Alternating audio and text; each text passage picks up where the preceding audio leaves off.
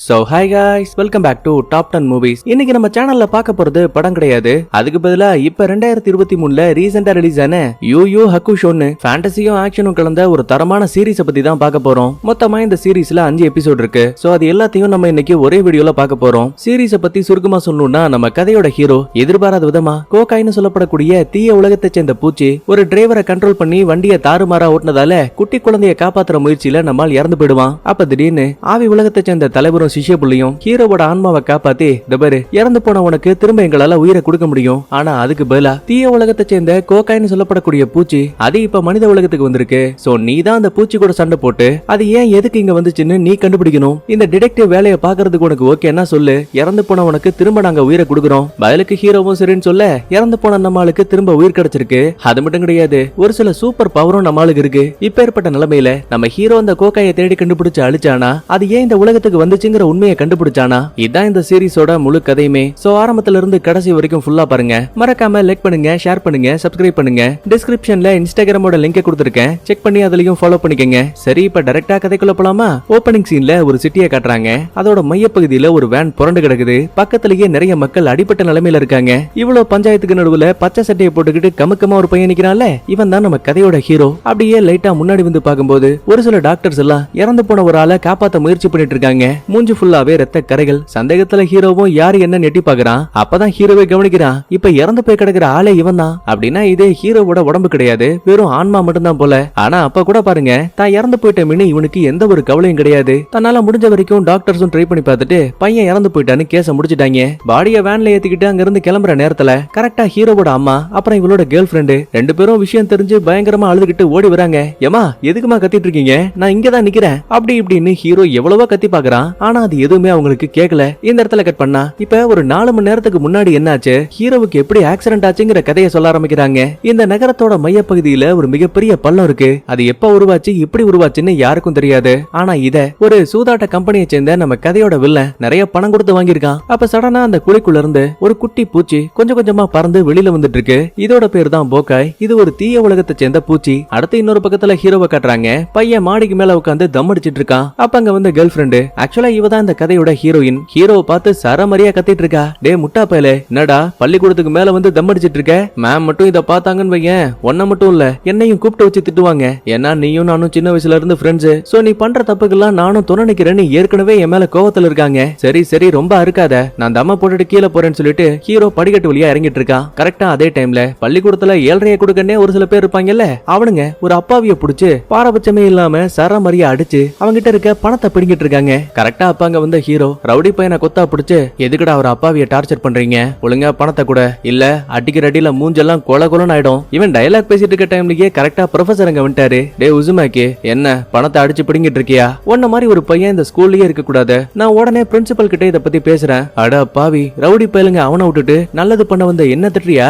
சரி காலம் கலிகாலம் ஆயிப்போயிடுச்சு, உன்னால முடிஞ்சதை பாத்துக்கையான்னு சொல்லிட்டு ரவுடி பாய்ஸ் கிட்ட இருந்து பணத்தை வாங்கி அப்பாவி கையில கொடுத்துட்டு ஹீரோ ஒரு பக்கத்துல ஸ்கூலை விட்டு வெளியில போயிட்டு இருக்கான். அடுத்து இதே டைம்ல ஹீரோவோட அம்மாவை காட்டுறாங்க. வீட்டுல உட்காந்து டிவி பார்த்துட்டு இருப்பாங்க. அப்ப திடீர்னு அந்த நியூஸ்ல வில்லனை பத்தி போட ஆரம்பிக்கிறாங்க. சார் நீங்க தான் நம்ம நகரத்திலேயே கேசினோ நடத்துறதுல ரொம்ப பிரபலமான ஆளு, உங்களோட அடுத்த கட்ட பிளான் என்ன? பதிலுக்கு வில்லனும், இந்த நகரத்தோட மையப்பகுதியில ஒரு மிகப்பெரிய ஆழ்துளை குழி இருக்குல்ல, அதை ஒரு பெரிய பொழுதுபோக்கு இடமா மாத்த போறேன். அதுக்கான வேலைகள் போயிட்டு இருக்கு. கண்டிப்பா இன்னும் கொஞ்ச நாளைக்கு அப்புறமா அறிவிப்புகள் வெளிவரும். இத பாத்துட்டு இருக்க டைம்லயே கரெக்டா ஹீரோ உள்ள வருவான். என்னடா இன்னைக்கும் ஸ்கூல்ல ஓபி அடிச்சிட்டியா? அட ஏமா எப்ப பாரு அந்த ப்ரொஃபசர் ஏன் மேலேயே காஞ்சி கிடக்குறான். சரி சரி வந்தது வந்துட்டே, அம்மாவுக்கு காஃபி போட்டு கொடு பாப்போம். அட இதுக்கு நான் ஸ்கூல்லயே இருந்திருப்பேன்னு ஹீரோ புலம்பி தள்ளிக்கிட்டே காஃபி போட்டுட்டு இருக்கான். ஆக்சுவலா ஹீரோவுக்கு அப்பா கிடையாது, சின்ன வயசுலயே இறந்து போயிட்டாரு. அதனால அம்மா தான் தனியால ஹீரோவை பாத்துட்டு இருக்காங்க. அடுத்த கொஞ்ச நேரத்துக்கு அப்புறமா வேலையெல்லாம் முடிச்சிட்டு சாப்பிடறதுக்காக பக்கத்துல இருக்க ஹோட்டலுக்கு போலாமின்னு பாக்கும்போது வழியில 4 பொடி பசங்க வந்து நிக்கிறாங்க. அதுல இந்த வெள்ள முடி வச்சிருக்கான் பாத்தீங்களா, இவனை கேடி பையனு மைண்ட்ல வச்சுக்கலாம். நேரா ஹீரோவுக்கு பக்கத்துல வந்து, போன முறை நீ என்ன அடிச்சிட்ட, ஆனா இந்த முறை உன்னை கண்டிப்பா நான் விட மாட்டேன். இந்த பேரு ஏற்கனவே ஸ்கூல்ல நடந்த பஞ்சாயத்துல சம கோவத்துல இருக்கேன், தேவையில்லாம அடி வாங்கி சாவாத, உன்னால முடிஞ்சா என்ன அடிச்சு பாரு. ஏன்னா டிவியை பார்த்து நான் தற்காப்பு கலை எல்லாம் கத்துட்டு வந்திருக்கேன். பாரபட்சமே இல்லாம வந்த 4 பேரையும் புரட்டி எடுக்கிறான். அதுலயும் கேடி பையனை அடிக்கிற அட்டி ஒண்ணு இட்டிமா இருக்குது. மூக்குல ஒட்டி இருந்த டேப்பே பிரிஞ்சு வந்துருச்சுன்னா பாத்துக்கங்க. டேய் நில்றா, இன்னும் சண்டை முடியல. யோ அவன் எப்பயோ போயிட்டாயா, நீ என்னையா தனியா கத்திக்கிட்டு இருக்க? வாரம் தேடி வந்து அடி வாங்கிட்டு போறதே உனக்கு வேலை. கேடி பையன் களைப்புல அதே இடத்துல மயங்கி போயிட்டான். அதுக்கப்புறமா ஹீரோ நம்ம ஹீரோயின் வேலை பார்க்கக்கூடிய சின்ன ஹோட்டலுக்கு வந்து நூடுல்ஸ் சாப்பிட்டுட்டு இருப்பான். கட் பண்ணா இதே டைம்ல வெளியில வந்த அந்த யோகாய் பூச்சி இருக்கு பாத்தீங்களா, டிராபிக் நடுவுல விபத்துக்குள்ள மாட்டி இருக்க ஒரு வேனோட டிரைவர் வண்டி எடுக்கிறீங்களா இல்லையான்னு பயங்கரமா கத்திட்டு இருப்பான். அவன் கோவத்தை பார்த்ததுமே டக்குன்னு அந்த ஆளோட மூக்குக்குள்ள பூந்துருச்சு. அடுத்த நிமிஷமே ஏதோ வெறி பிடிச்ச மாதிரி முன்னாடி நிக்கக்கூடிய வண்டி எல்லாத்தையுமே லெப்ட் ரைட்னு அடிச்சு நொறுக்கிட்டு இருக்கான். இதை பார்த்து மத்த பேரு பயந்து அந்த இடத்த விட்டு தெரிச்சு ஓடுறாங்க. இதே டைம்ல ஹீரோ சாப்பிட்டு இருக்க விஷயத்த அங்க வந்த ஹீரோனும் கவனிக்கிறா. ஏண்டா நடந்த உண்மை எதுன்னு தெரியாம ப்ரொஃபசர் தான் உங்ககிட்ட கத்திட்டாரு, அட்லீஸ்ட் நீயாச்சும் உண்மையை சொல்லலாம்ல. எதுக்கு உண்மையை கூட சத்தமா சொன்னாதான் அதுக்கு நீதி கிடைக்கும்னா அந்த உண்மைக்கு மதிப்பே கிடையாது. இப்படியே பேசிட்டு நீ எல்லாம் உருப்படவே மாட்ட, கண்டிப்பா நீ சாகத்தான் போறன்னு திட்டி விட்டுருவா. ஆக்சுவலா இவ மனசார சொல்லிருக்க மாட்டா, சும்மா பேச்சுக்கு தான் திட்டிருப்பா. சோ ஹீரோவும் அதையெல்லாம் பெருசா கண்டுக்காம கொஞ்சம் கொஞ்சமா கடையை விட்டு வெளியில வருவான். கரெக்டா அப்ப யோகாய் பூச்சியால கட்டுப்படுத்தப்பட்ட வேன் டிரைவர் இருக்கான் பாத்தீங்களா, அவன் ஹீரோ இருக்கக்கூடிய அதே மார்க்கெட்டுக்குள்ள வண்டியை கொண்டு வந்துட்டு இருக்கான். உயிருக்கு பயந்து மக்கள் அங்க எங்கன்னு தெரிச்சு ஓட ஒரே ஒரு குட்டி பையன் மட்டும் பந்த விளையாடிக்கிட்டு நடு ரோட்ல வந்து நிப்பான். ஹீரோவுக்கு இத பார்த்து எப்படி இருக்கும், உடனே ஓடி வந்து குழந்தைய காப்பாத்திடுவான். ஆனா பாவம் தெரியாதனமா வண்டியில அடிபட்டு பையன் அதே இடத்துல இறந்தே போயிட்டான். லாஸ்டா அந்த வேனை ஓட்டிட்டு வந்த ஆளு ஆக்சிடென்ட் ஆகி சம்பவ இடத்துலயே இறந்து போற மாதிரியும் தெரியுது. இந்த இடத்துல அப்படியே பிளாஷ்பேக்கும் கட்டாக இப்ப பிரசன்ட்ல நம்ம இறந்து போயிட்டோம், அப்புறம் எதுக்காக ஆன்மா மட்டும் இன்னும் இங்கேயே இருக்குன்னு ஹீரோ குழப்பத்துல இருப்பான். கரெக்டா அப்ப அந்த இடத்துக்கு ஒரு மேஜிக்கல் பொண்ணு வரா. இவரை நம்ம ஷார்ட்டா ஜோன்னு மைண்ட்ல வச்சுக்கலாம். என்ன உசுமாக்கி உன்னோட வாழ்க்கை நல்லா இருக்கு போலயே, ஏமா கண்ணுக்கு முன்னாடி இறந்து போய் கிடக்குறேன், வாழ்க்கை நல்லா இருக்குதான்னு கேக்குற. ஆமா நீ யாரு, இறந்து போன என்னோட ஆன்மாவை உன்னால எப்படி பார்க்க முடியுது? ஓ ஆன்மா மட்டும் கிடையாது, நீ இதுக்கு முன்னாடி தண்ணி அடிச்சது, தம் அடிச்சது, ஆளுங்களை அடிச்சதுன்னு எல்லாமே என்கிட்ட லிஸ்டா இருக்கு. A squared plus B squared is equal to நீ ஒரு கேப் மாதிரி. அடி போடி பைத்தியம்னு சொல்லிட்டு ஹீரோ கோவத்துல அங்க இருந்து கிளம்பிட்டான். நேரா பக்கத்துல இருக்க மருத்துவமனைக்கு வந்த நம்மால இவன் காப்பாத்தின குட்டி குழந்தை இருக்கான்ல, அவனை ஜன்னல் வழியா பாத்துட்டு இருப்பான். நல்ல வேலை ஒரு சில கீறல்களோட பையன் உயிர் பழைச்சிருக்கான். அப்ப உடனே ஜோவும், இந்த பேரு உனக்கு ஒரு சின்ன ஆஃபர் காத்திருக்கு, முதல்ல என்னோட தலைவர் வந்து பாரு. எது தலைவரா, அந்த ஆள் எங்க இருக்கான்? நல்ல ஆன்மாக்கள் வாழக்கூடிய உலகத்துல கொஞ்சம் பின்னாடி திரும்பி பாருன்னு சொல்லும்போது ஹீரோ நின்னுகிட்டு இருக்க இடமே கொஞ்சம் கொஞ்சமா வேற ஒரு மந்திர உலகமா மாறுது. ஒரு சின்ன படகு மூலமா நம்ம ஆளுங்க ரெண்டு பேருமே அங்க இருக்க ஒரு மந்திர கோட்டைக்கு வராங்க. இங்கதான் அந்த ஜோவோட தலைவரும் இருக்காரு. சந்தேகத்துல ஹீரோவும், எப்பா நீ யார் ராசா, இதுக்கே என்ன இங்க கூட்டிட்டு வந்த? இனிமே ஒரு ஷார்ட்டா குருன்னு மைண்ட்ல வச்சுக்கலாம். அதுக்கப்புறமா குருவும் ஹீரோவை பார்த்து, என்னதான் நீ விபத்துல இறந்து போனாலும் கூட கடைசியில நீ ஒரு குழந்தைய காப்பாத்திருக்க, அதனால உனக்கு ஒரு சின்ன ஆஃபர் வச்சிருக்கோம். அது என்ன தெரியுமா, பல்லாயிரம் ஆண்டுகளுக்கு முன்னாடி மனித உலகமும் கோகாய்னு சொல்லப்படக்கூடிய தீய உலகமும் ஒன்னாதான் இருந்துச்சு. ஆனா அந்த தீய உயிரினங்கள் மனிதர்களை அழிச்சு மனித உலகத்தை தங்களோட உலகமா மாத்த ஆசைப்பட்டுச்சு.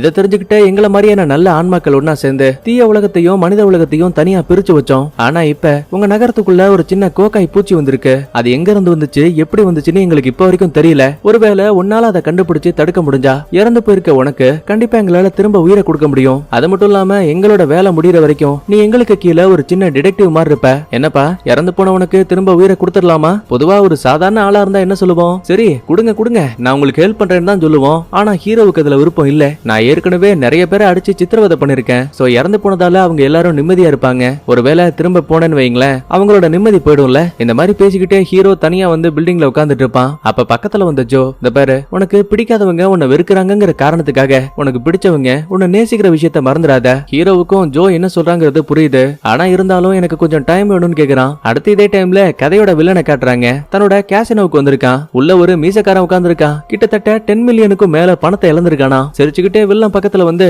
யோராக்கு நீ ஏன் இப்ப வரைக்கும் 22வது நம்பர்லயே பணத்தை கட்டல? இந்த மாதிரி சொன்னதுமே துளி கூட யோசிக்காம ராக்கு ஒட்டுமொத்த பணத்தையுமே 22வது நம்பர்ல கட்டுவான். சுத்திக்கிட்டு இருக்க சக்கரமும் ஸ்டாப் ஆகுது. அதுல உருண்டுட்டு இருந்த பந்து கரெக்டா 22வது நம்பர்ல வந்து நிக்கும். இது மூலமா ராக்கு தான் இழந்த பணத்தை விட 2 மடங்கு அதிகமா திரும்ப ஜெயிச்சிட்டான். உள்ளுக்குள்ள இருக்க சந்தோஷம் தாங்கல. அப்ப உடனே வில்லனை பார்த்து, இது ஒரு ஏமாத்து வேலை தானே? கண்டிப்பா கிடையாது, எனக்கு இந்த கேசினோல ஜெயிக்கிறது மட்டும் தான் பழக்கம், எந்த போட்டியிலையும் தோக்குறது சுத்தமா பிடிக்காது. சரி அதெல்லாம் விட்டு தள்ளு, அந்த மிகப்பெரிய பள்ளத்தை பணம் கொடுத்து வாங்கினியே, அப்படி அதுக்குள்ள என்னதான் இருக்கு? மனித உலகத்துக்கும் தீய உலகத்துக்கும் போறதுக்கான கதவு, அதாவது கோக்காய்கள் அங்கதான் இருக்கு. ராக்குக்கு இதை கேட்டு ஒன்னும் புரியல. அதனால பையன் ஒரு பக்கத்துல பேந்த பேந்த முழிச்சிட்டு இருக்கான். கட் பண்ணா அடுத்த நாள் காலையில இறந்து போன ஹீரோவுக்கு இறுதி அஞ்சலி செலுத்துறதுக்காக பள்ளிக்கூடத்துல இருந்து எல்லா மாணவர்களும் வந்திருப்பாங்க. அதுல அந்த ரவுடி பாய்ஸும் வந்திருப்பாங்க. ஹீரோ இறந்து போனதால இந்த பயபிள்ளைங்களுக்கு அவ்வளவு சந்தோஷம். சோ இதையே தனக்கு சாதகமாக்கிட்டு அந்த அப்பாவி பையனை கொத்தா புடிச்சு அட்டி அட்டி நடிக்கிறானுங்க. இப்ப நடந்துகிட்டு இருக்க எல்லாத்தையுமே ஒரு ஆத்மாவோட உருவத்துல ஹீரோவும் பக்கத்துல இருந்து பாத்துட்டு இருக்கான். ஆனா பாவம் இவனால உள்ள புந்து ஹெல்ப் பண்ண முடியல. கரெக்டா அப்பாங்க வந்த கேடி பையன் எட்டிக்கிட்டி ரவுடி பாய்ஸோட மூஞ்சிலேயே ஒரு வத, ஏடா உனக்கு என்ன தைரியம், ஒருத்தன் இறந்து போய் கிடக்குறான், அதை கூட மதிக்காம நீ பாட்டுல சிரிச்சு பேசிட்டு இருக்க? டே ஹீரோ, உனக்கும் எனக்கும் இந்த போட்டி இன்னும் முடியல. எங்க ஒருவேளை அடுத்த முறை உங்ககிட்ட சண்டை போட்டு ஜெயிச்சிருவேன் பயந்துகிட்டு என்கிட்ட சொல்லாம கூட இறந்து போயிட்டியா அப்படி இப்படின்னு அழுதுகிட்டு பேச ஆரம்பிக்கிறான். ஏன்னா ஹீரோ இறந்து போனதுல இவனுக்கு லைட்டா வருத்தம் இருக்க மாதிரியும் தெரியுது. இதை புரிஞ்சுக்கிட்டதுமே ஹீரோ லைட்டா கண்ணீரோட சிரிக்க ஆரம்பிக்கிறான். அதுக்கப்புறமா நேரா வீட்டுக்குள்ள வந்து பாக்கும்போது ஹீரோ காப்பாத்தினா அந்த குட்டி பையன் தான் அம்மாவோட இங்க வந்திருக்கான். அம்மா அங்கிள் கொஞ்ச நேரத்துக்கு அப்புறமா எழுந்துருவார்ல, அவர்கிட்ட நான் ஜாலியா பேசி விளையாடணும் இப்படி எல்லாம் சொல்லும் போது பக்கத்துல இருக்க ஹீரோவோட அம்மா இதை கேட்டு பேச்சு மூச்சு இல்லாம பயங்கரமா அழுதுட்டு இருக்காங்க. நேரம் போக போக அன்னைக்கு நைட் ஆகுது. அம்மாவும் ஹீரோயினும் ஒன்னா உட்காந்துக்கிட்டு இறந்து போன பையன் முகத்தை பாத்துட்டு இருப்பாங்க. அப்பதான் அழுதுகிட்டே ஹீரோயினும் சொல்லுவா, என்ன மன்னிச்சிருங்கம்மா, லாஸ்டா ஹீரோவை பார்க்கும்போது ஒரு சின்ன கோவத்துல நீ செத்து போடான்னு சொல்லி சபிச்சிட்டேன். ஒருவேளை என்னோட சாபம் தான் இப்படி பழிச்சிருச்சு போல, நான் தான் எல்லாத்துக்குமே காரணம்னு ஃபீல் பண்ணி அழ ஆரம்பிக்கிறா. பதிலுக்கு அம்மாவும், இல்லம்மா அப்படிலாம் கிடையாது, நீ ஏன் தப்பா நினைச்சிட்டு இருக்க, இது ஒரு விபத்து அப்படி இப்படின்னு தன்னால முடிஞ்ச வரைக்கும் ஹீரோயினை சமாதானப்படுத்திட்டு இருக்காங்க. இப்ப நடக்கக்கூடிய எல்லாத்தையுமே ஜன்னல் வழியா ஹீரோவும் பாத்துட்டு இருக்கான். இதுக்கடையில அந்த ரவுடி பாய்ஸ் எல்லாம் சும்மா இல்லாம மறுபடியும் அப்பாவி பையனை கொத்தா தூக்கிட்டு வந்து கிரவுண்ட்ல தூக்கி போட்டு கல்லு கட்டைய வச்சு அடிக்கிறானுங்க. அதோட விட்டா பரவாயில்லையே, ஒரு கட்டத்துல நெருப்ப வச்சு மொத்தமா எரிக்கிற அளவுக்கு பக்கத்துல போயிட்டானுங்க. இல்ல நான் சாக கூடாது, நீங்க தாண்டா சாகணும் அப்படி இப்படின்னு உள்ளுக்குள்ள பயங்கரமான கோவம். கரெக்டா அப்போன்னு பார்த்து டிரைவர் உடம்புக்குள்ள போனா அதே கோக்காய் பூச்சி அந்த ஆளோட இறந்து போன உடம்புல இருந்து வெளியில வந்து இப்ப இங்க இருக்கக்கூடிய அப்பாவி இருக்கான்ல அவனுக்குள்ள இருக்க கோவத்தை பார்த்து டக்குன்னு அவன் உடம்புக்குள்ள போயிடுச்சு. அடுத்த நிமிஷமே அடியால் பயலுங்கள்ல ஒருத்தனோட கைய உடைச்சு விட்டான். கூடவே வெறி பிடிச்ச மாதிரி பயங்கரமா கத்த ஆரம்பிக்கிறான். இந்த சவுண்ட் ஹீரோவோட வீட்டுக்கு பக்கத்துல இருக்க கேடி பையன் இருக்கால அவனுக்கும் கேட்க ஆரம்பிக்குது. ஏதோ பிரச்சனைன்னு புரிஞ்சுக்கிட்டு ஃப்ரெண்ட்ஸோட பேச்சையும் மீறி கொஞ்சம் கொஞ்சமா அங்க இருக்க கிரவுண்ட நோக்கி ஓடி வந்துட்டு இருக்கான். முடிஞ்ச வரைக்கும் ரவுடிஸும் அப்பாவிய பிடிக்க பாப்பாங்க. ஆனா அவன் ஏதோ பேய் பிடிச்ச மாதிரி ஒருத்தரை கூட பாரபட்சம் பார்க்காம அடிச்சு தள்ளிட்டு இருக்கான். இது மூலமா தெரியாதனமா அங்க இருந்த லைட் எல்லாம் கீழே விழுந்து கொஞ்சம் கொஞ்சமா தீப்பிடிக்க ஆரம்பிக்குது. அப்பதான் கேடி பையனும் முன்னாடி வந்து நிப்பான். அப்பாவியோட முகத்துல இருக்க ரத்த கரைகளை பார்த்து ஒரு நிமிஷம் பயபுள்ளிக்கு அல்ல இல்ல கீழே ஏற்கனவே அவ்வளவு பேர் அடிபட்டு கிடக்குறானுங்க. இந்த இடத்துல ஏதோ ஒரு பிரச்சனைங்கிற விஷயம் மட்டும் தெளிவா தெரியுது. அதனால முதல்ல அப்பாவிய பிடிக்கலாம்னு சொல்லிட்டு ஃப்ரெண்ட்ஸ் கூட ஒன்னா சேர்ந்து இவன் ஒரு பக்கத்துல அப்பாவிய பிடிக்க பாக்குறான். இதுக்கடையில ஹீரோயின் ஒரு பக்கத்துல சோகத்துல தூங்கிட்டு இருப்பா. அப்ப லைட்டா கண்ணீர் வந்துட்டு இருக்கு. இதை கவனிக்கிற ஹீரோ பக்கத்துல உட்காந்துக்கிட்டு நீ இந்த அளவு எனக்காக ஃபீல் பண்ணுவேன்னு நினைக்கலன்னு லைட்டா அவளோட கண்ணீரை தொடைப்பான். சடனா தூக்கத்தை விட்டு கண்ணு முழிச்ச ஹீரோயின் ஹீரோவோட பேரை சொல்லி சுத்தி முத்தி கவனிப்பா. ஆனா அந்த இடத்துல யாருமே இல்ல. சரி ஒருவேளை இது எல்லாமே இல்யூஷனா இருக்கும் போலன்னு அழுதுகிட்டே அந்த இடத்த விட்டு நேரா ஹீரோவோட வீட்டை நோக்கி ஓடிட்டு இருக்கா. இத வெளியில இருந்து நம்ம ஹீரோவும் ஜோவும் பாத்துட்டு இருப்பாங்க. இவ்வளவு நேரமா அமைதியா இருந்த ஹீரோ நான் திரும்ப உயிரோட வரதுக்கு என்ன பண்ணணும்னு கேட்பான். அப்பாடா ஒரு வழியா இந்த வார்த்தையை நீ சொல்லிட்டியா, இதுக்காக தான் உன் கூட இவ்வளவு நேரம் இருந்தேன், கவலைப்படாத, நான் உடனே இந்த விஷயத்த குரு கிட்ட சொல்லிட்டு திரும்ப உங்ககிட்ட வரேன். இப்ப இவ மறைஞ்சு போனதுமே அடுத்து ஹீரோவோட வீட்டை காட்டுறாங்க. பெட்டிக்குள்ள வைக்கப்பட்டிருக்க ஹீரோவோட உடம்பு இருக்கு பாத்தீங்களா, அது மறுபடியும் ஒரு சாதாரண மனித உடம்பு எப்படி சாஃப்டா இருக்கும் அந்த மாதிரி சேஞ்ச் ஆக ஆரம்பிக்குது. ஹீரோவோட அம்மாவுக்கும் இதெல்லாம் பார்த்து அவ்வளவு சந்தோஷம். ஒருவேளை தன்னோட பையன் உயிரோட வந்துட்டான் போலன்னு உசுமாக்கி எழுந்துடுறா எழுந்துரு அப்படி இப்படின்னு கத்த ஆரம்பிக்கிறாங்க. கரெக்டா அப்போன்னு பார்த்து இந்த அப்பாவி உடம்புக்குள்ள இருக்க கோக்காய் பண்ண வேலையால கிரவுண்ட் மட்டும் தீப்பிடிக்கல, ஹீரோவோட வீடு அவனுக்கு பக்கத்துல இருக்க வீடுன்னு எல்லாமே தீப்பிடிக்க ஆரம்பிக்குது. கரெக்டா அப்பா அங்க வந்த பக்கத்து வீடுக்காரங்க ஹீரோவோட அம்மாவை காப்பாத்தி வெளியில கொண்டு வந்துட்டாங்க. ஆனா அம்மா அதையெல்லாம் கண்டுக்காம என்ன போக விடுங்க, அவனுக்கு திரும்ப உயிர் வந்துச்சு, அவனோட உடல் தோற்றமே மாறின விஷயத்த நான் பார்த்தேன் அப்படி இப்படின்னு பயங்கரமா கத்திட்டு இருப்பாங்க. கரெக்டா அப்ப அங்க வந்த ஹீரோயின் இவங்க பேசின எல்லாத்தையுமே கேட்டுட்டா. ஒருவேளை உண்மையாவே ஹீரோ உயிரோட இருந்தா என்ன பண்றதுன்னு புரியாம அவசர அவசரமா ஹீரோயின் வீட்டுக்குள்ள ஓடிட்டு இருக்கா. இப்ப நடக்கிற எல்லாத்தையுமே மாயா கண்ணாடி மூலமா நம்ம குருவும் பாத்துட்டு இருப்பாரு. உடனே ஹீரோவோட ஆன்மா கிட்ட இங்க இருந்தே பேச ஆரம்பிக்கிறாரு. டே ஹீரோ, உன் வீட்டுல ஒரு சின்ன பிரச்சனை, இப்ப மட்டும் உடம்பு எரிஞ்சு போச்சுன்னா திரும்ப உன்னை உயிரோட கொண்டு வரது பெரிய கஷ்டமா போயிடும். ஏன்னா உடம்புக்கு பக்கத்துல ஆன்மா இருந்தா மட்டும்தான் ரெண்டையும் ஒண்ணு சேர்க்க முடியும். உடனே ஹீரோவோட ஆன்மா நேரா வீட்டுக்கு ஓடி வந்து பாக்கும்போது அங்க நம்ம ஹீரோயின் இறந்து போன ஹீரோவோட உடம்பு இருக்குல்ல அத பெட்டிக்குள்ள இருந்து வெளியில எடுத்துக்கிட்டு இருக்கா. ஏ லூசு, ஏன் அப்படி எல்லாம் பண்ணிட்டு இருக்க, ஒழுங்கா அந்த இடத்தை விட்டு வெளியில போ, அப்படி இல்ல நெருப்புக்குள்ள மாட்டி நீ இறந்து போயிடுவ.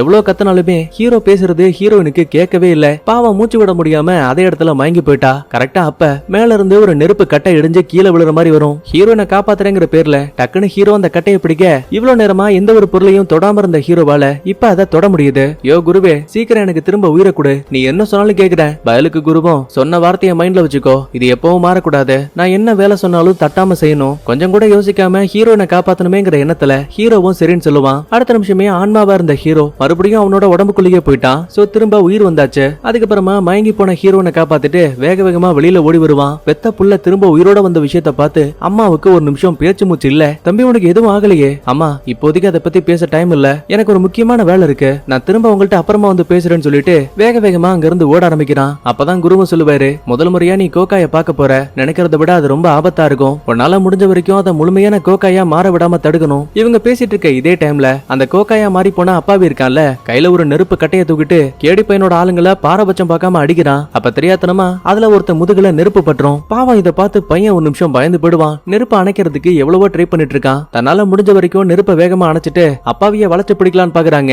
ஆனா அவன் 10 பேர் வந்தா கூட அசால்ட்டா அடிப்பான் போல. கையில கிடைக்கிற ஒரு கூர்மையான கம்பி எடுத்து ஓங்கி தாங்கி மண்டையிலேயே ஒரு அட்டி. கேடி பையன் தட்டு தருமாறி கீழே விழ போற நேரத்துல மறுபடியும் ஒரு அடிய போலாமேன்னு பாக்கும்போது கரெக்டா அங்க வந்த ஹீரோ ஓடி வந்து அப்பாவியோட மூஞ்சிலேயே ஒரு வத. இந்த விஷயத்த தெளிவா நம்ம கேடி பையனும் பார்த்துட்டு அதுக்கப்புறம் தான் பையன் தரையிலேயே விழுவான். போவான். அதுக்கப்புறமா அந்த கோகாய்க்கும் ஹீரோவுக்கும் செமையா ஃபைட். ஏற்கனவே ஹீரோவுக்கு சண்டை போற திறமையெல்லாம் இருக்குல்ல, சோ அதனால முடிஞ்ச வரைக்கும் இவனும் சமாளிச்சிட்டு இருக்கான். அப்ப திடீர்னு மனித உருவத்துல இருந்த அப்பாவியோட மூஞ்சு கொஞ்சம் கொஞ்சமா அந்த கோகாய் மிருகமா மாற ஆரம்பிக்குது. கைய பாத்தீங்களா, கூர்மையான பிளேடு வேற. இதுக்கடையில குரு வேற கத்திட்டு இருக்காரு. அதுக்கு முதல்ல நீ மேஜிக் பஞ்ச கத்துக்கணும். அப்படியா, எங்க சொல்லி கொடுங்க, நான் ஒண்ணா கத்துக்கிறேன். ஆக்சுவலா நாங்க இறந்து போனவனுக்கு திரும்ப உயிரை மட்டும் கொடுக்கல, எங்களோட திவ்ய சக்தியும் கொடுத்திருக்கோம். இது மூலமா ஆத்மாவுக்கு அதிக பலம் கிடைச்சிருக்கும். சோ இதையே உனக்கு சாதகமாக்கிட்டு உன் உடம்புக்குள்ள இருக்க ஆத்ம சக்தியை ஒருநிலைப்படுத்தி உடல் பாகத்துல ஒரு குறிப்பிட்ட இடத்துக்கு உன்னால நகர்த்த முடியும். ஓகே, நல்லா புரிஞ்சு, நீ இனிமே பேசாத. ஏமா ஜோ, நான் இவ்வளவு பெரிய விஷயத்த சொல்லிட்டு இருக்கேன், அவன் உடனே கத்துக்கிட்டேங்கிறான். பொதுவா இந்த மேஜிக்கல் பஞ்ச கத்துக்கணும்னா அதுக்கு குறைஞ்சது 2-3 மாசங்களாச்சும் ஆகும். இப்ப பாவம் அந்த ஹீரோ என்ன பண்ண போறான்னு தெரியாம குழப்பத்துல இருப்பாங்க. இதுக்கடையில சண்டை போட்டுக்கிட்டு இருக்கும் போது தெரியாதனமா சிலிண்டர் வெடிச்சு ஆளுக்கு ஒரு பக்கத்துல பறந்து போய் விழுவாங்க. ஹீரோவுக்கு பயங்கரமான காயம், அப்பாவியும் காயப்பட்டிருப்பான். ஆனா அவன் உடம்புல கோக்காய் இருக்கதால கீழே விழுந்தவன் மறுபடியும் ரொம்ப அசால்ட்டா எழுந்து நடந்து வந்துட்டு இருக்கான். ஆனாலும் ஹீரோ தோல்வியை கைவிடாம அங்க இருக்க ஒரு சின்ன சைக்கிளை தூக்கி அப்பாவிய செவுத்தோட சேர்த்து வளைச்சு பிடிக்கிறான். டே மிக்கா, நான் பேசுறது உனக்கு கேக்குதுன்னு தெரியும். உன் உடம்புக்குள்ள இருக்க கோக்காய் அது உன் கெட்ட எண்ணங்களை பார்த்துதான் உனக்குள்ளேயே வந்திருக்கு. நீ ரொம்ப நல்லவன்டா, யாரையும் காயப்படுத்த மாட்ட. உனக்கு ஏதாவது பிரச்சனைனா சண்டை போறதுக்கு நான் இருக்கேன். கண்டிப்பா உன்னால அந்த கோக்காயை தோக்கடிக்க முடியும். இப்படி எல்லாம் சொல்லும் போது கோக்காய் மிருகத்தால கட்டுப்படுத்தப்பட்டாலும் கூட அந்த அப்பாவி கொஞ்சம் கொஞ்சமா அழ ஆரம்பிக்கிறான். அது மட்டும் இல்லாம அவனோட ஒரு பக்க கை பாக்குறதுக்கு பிளேடு மாதிரி இருந்திருக்கும்ல, இப்ப அது கூட சாதாரண கையா மாறிடுச்சு. உடனே ஹீரோவும் இதான் சாக்குன்னு சொல்லிட்டு சைக்கிளோட சேர்த்து கும்மாங்குத்த போட்டு கடைசியில அந்த குரு சொன்ன மாதிரி தான் உடம்புக்குள்ள இருக்க ஆத்ம சக்தியை ஒண்ணு திரட்டி தன்னோட கைக்கு மாத்துவான். இது மூலமா பிரகாசமான வெளிச்சம், அதாவது குரு சொன்ன அந்த மேஜிக்கல் பஞ்ச் இருக்கு பாத்தீங்களா, அது வேலை செய்ய ஆரம்பிக்குது. அதுக்கப்புறம் என்ன, ஒழுங்கா இவன் உடம்ப விட்டு வெளியில போன்னு மூஞ்ச காட்டி ஒரு குத்து விடும்போது கோக்காய் பூச்சி தொப்புன்னு வெளியில வந்து விழும். இதான் சாக்குன்னு ஹீரோ அந்த பூச்சியை கையில பிடிச்சு நசுக்கிய கதையை முடிச்சிட்டான். ஹீரோ இப்படி மேஜிக்கல் பஞ்சை இவ்வளவு சீக்கிரமா கத்துக்கிட்டான்னு புரியாம ரெண்டு பேரும் ஷாக்ல இருப்பாங்க.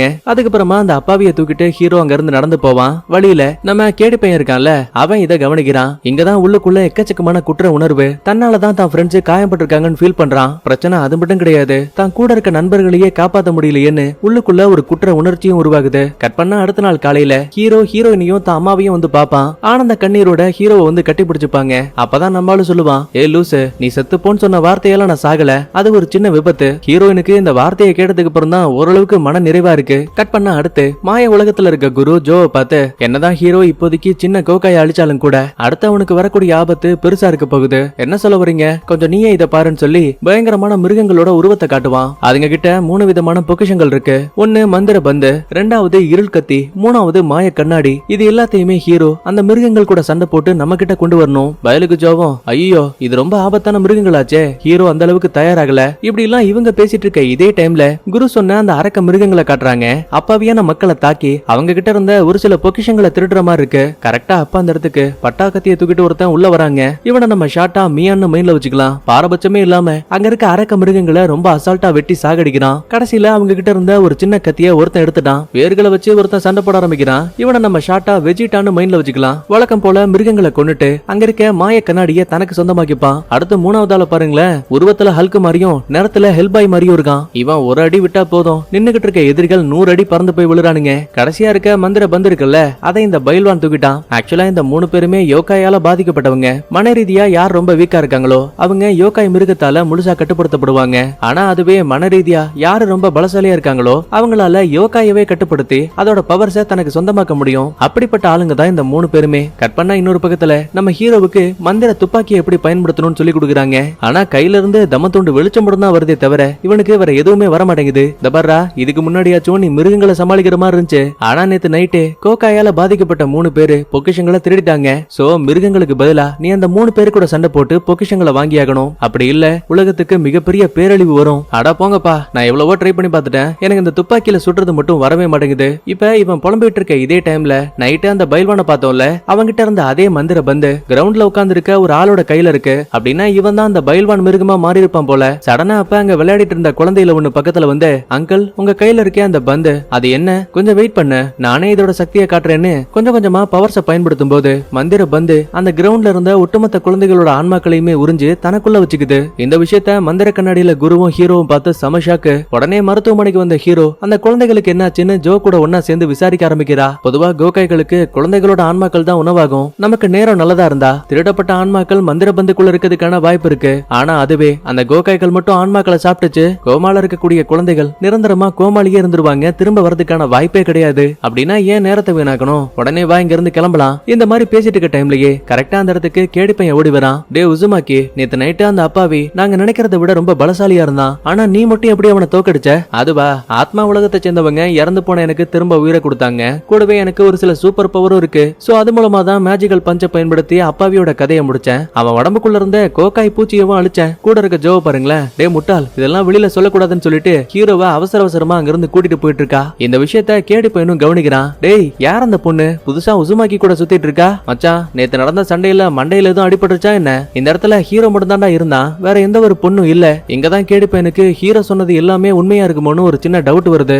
ஆனா இது எதுவுமே தெரியாத ஹீரோ, எனக்கு பசிக்குது, நான் சாப்பிட்டு வந்தவன அப்புறமா பாக்குறேன்னு சொல்லிட்டு நேரா ஹோட்டலுக்கு வந்துட்டான். அப்பதான் ஹீரோ இதுக்கு முன்னாடி காப்பாத்தின குட்டி பையன் நிக்கிறான். பரவாயில்லையே, உன் காயங்கள் நல்லா குணமாயிடுச்சு. ஆமா அங்கிள், நீங்க தான் என் உயிரையே காப்பாத்தினீங்கல்ல, உங்களுக்கு பெரிய நன்றி. அட அதெல்லாம் விடுறா, பரவாயில்ல. அங்கிள், உங்ககிட்ட ஒரு விஷயத்த சொல்ல மறந்துட்டேன். நேத்து எங்க பிளாட்ல இருக்க ஒரு சில குழந்தைங்க டக்குன்னு மயங்கி கீழே விழுந்துட்டாங்க. அந்த நேரத்துல என்ன காப்பாத்தின மாதிரி நீங்களும் அவங்கள காப்பாத்திருந்தா நல்லா இருக்கும்னு நினைச்சேன். ஹீரோவுக்கு இத பண்ணது ஒருவேளை பைல்வானா இருக்குமோ டவுட். சோ விசாரிக்கிறதுக்காக குழந்தையோட பிளாட் எங்க இருக்குன்னு விசாரிச்சுட்டு அவசர அவசரமா அங்க போயிட்டு இருக்கான். கரெக்டா அதே டைம்ல அங்க விளையாடிட்டு இருந்த இன்னும் ஒரு சில குழந்தைங்க டக்குன்னு மயங்கி போயிடுவாங்க. இத பார்த்து ஹீரோ ஷாக் ஆகிற டைம்லயே சுத்தி முத்தி கவனிக்கும் போது பக்கத்துல இருக்க ஒரு சின்ன சந்துக்குள்ள அந்த பைல்வான் மந்திர பந்தோட நடந்து போற விஷயத்த ஹீரோ பார்த்துட்டான். உடனே பின்னாடி ஃபாலோ பண்ண ஆரம்பிக்கிறான். பைல்வானும் இந்த விஷயத்த கவனிப்பான். சோ அதனால பக்கத்துல இருக்க பழைய கார் குப்பைகளை கொட்டுற இடம் இருக்குல்ல, அங்க ஓடி வந்து ஒளிஞ்சுப்பான். துரத்தி வந்த ஹீரோவுக்கு முன்னாடி அந்த கருப்பு பந்து மட்டும் தான் இருக்கு. சரி, வந்த வரைக்கும் லாபம்னு சொல்லிட்டு அதை எடுக்கலாமின்னு பக்கத்துல போகும்போது மனித உருவத்துல இருந்த பைல்வான் மறுபடியும் டக்குன்னு ஒரு அரக்கனா மாதிரி